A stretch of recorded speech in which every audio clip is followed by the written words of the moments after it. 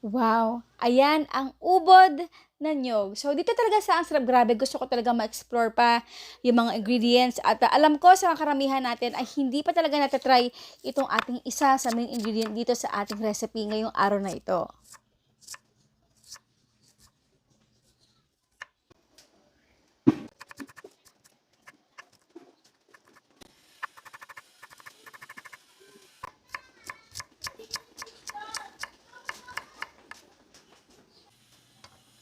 So, ilagay or ibabad mo muna natin ito sa tubig at habang tayo naghihintay ay maghiwa-hiwa lang muna tayo ng mga ingredients sa iba pang mga gagamitin natin. And I prefer na magkakaparehas ang hiwa nito.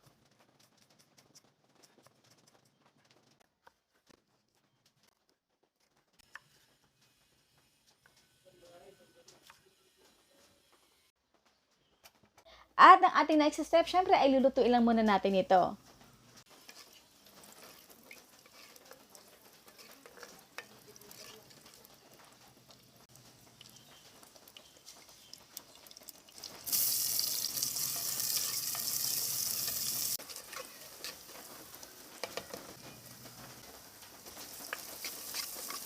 After na makita natin na nag-translucent na yung ating onion, ay ilagay na natin dito yung ating ubod na niyog. So, hindi natin isasama yung pinagbabado ng tubig, ha? Ayan, so ilagay na natin.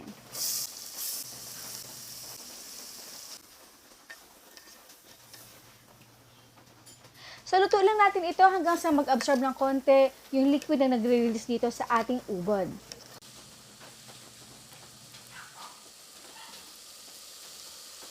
Then, nilagyan na natin dito pa isa-isa yung iba pang mga ingredients. So, ang ginagawa lang natin dito ay niluluto lang muna natin yung mga matatagal lutuin.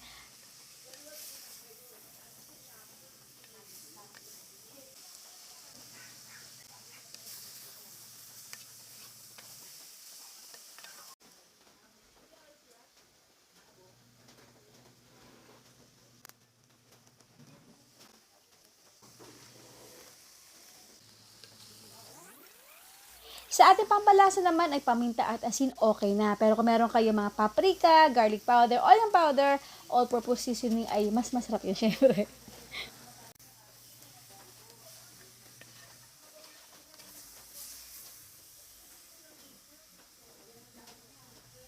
After natin ito maluto, ay kailangan natin ito palamigin. At para mas mapabilis pa ito magawa, kailangan natin ito ilagay sa plato or sa bilao na katulad nito. Syempre para mahangin na. At kung meron kayo ventilador, ay mas maganda.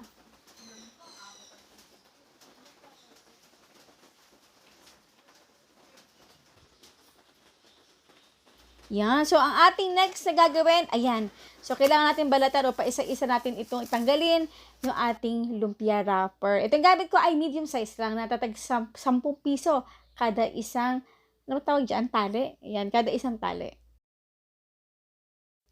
So, feeling ko, alam niyo na yung gagawin natin today ay lumpiang ubod. Pero dito sa Navotas, Malabon, kapag ito ay gulay, ang tawag namin dito ay sumpia. Kaya, sumpiang ubod. So, para mas maganda yung pagkaka-close nito, gagamit tayo ng cornstarch at tubig. So, para sa yung ratio dito. Sa traditional pagbalot dito ay kailangan ay mas makalpal siya compare sa lumpia na nakasanayan na natin na manipis at mahaba. So, dito talaga kailangan ay matabang, medyo may pagkapunggok ng konti. So guys, again, depende sa inyo kung anong gusto nyong klaseng pagbabalot dito. Kung gusto nyo mahaba o traditional, ay okay na naman din yun. Ito lang ay para ma-distinguish natin kung ano yung laman nito sa loob.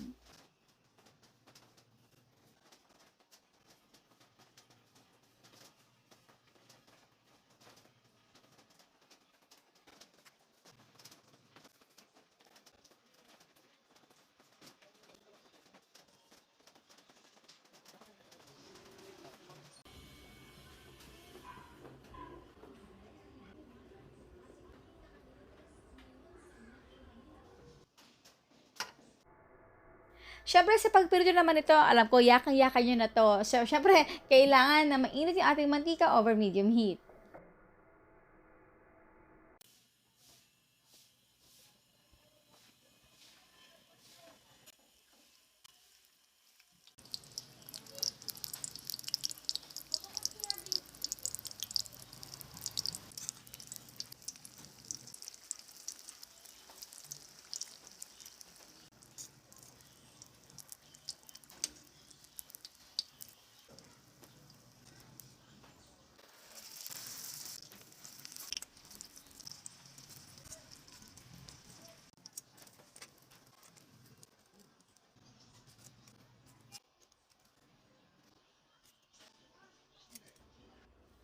And now is done our sumpiang ubod na nyog or ubod na nyog na sumpia.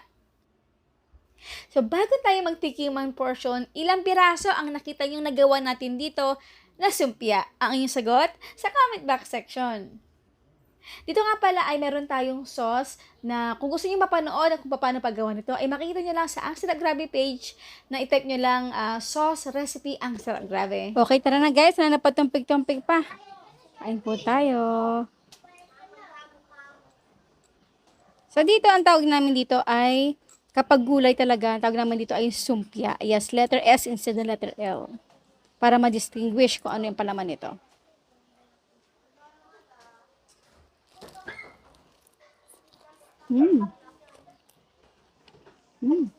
Wow. Kakaiba. Ang sarap.